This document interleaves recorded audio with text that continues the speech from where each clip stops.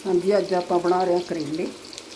तो करेलिਆਂ ਨੂੰ बनाने का तरीका देखो है, कोई किवें बनाउंदा कोई किवें बनाउंदा, पर मैं जिवें बनाउंदी आ मैं उस हिसाब नाल ते तुहानूं दस्सण लगी हाँ।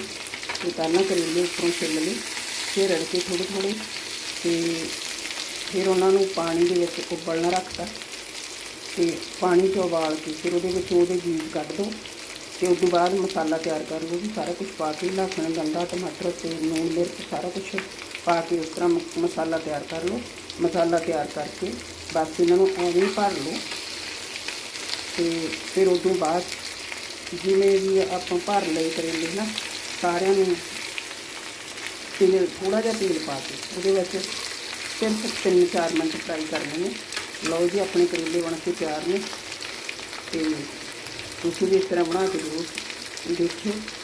जेकर वीडियो चंगी लगी तो लाइक ते कमेंट जरूर करियो।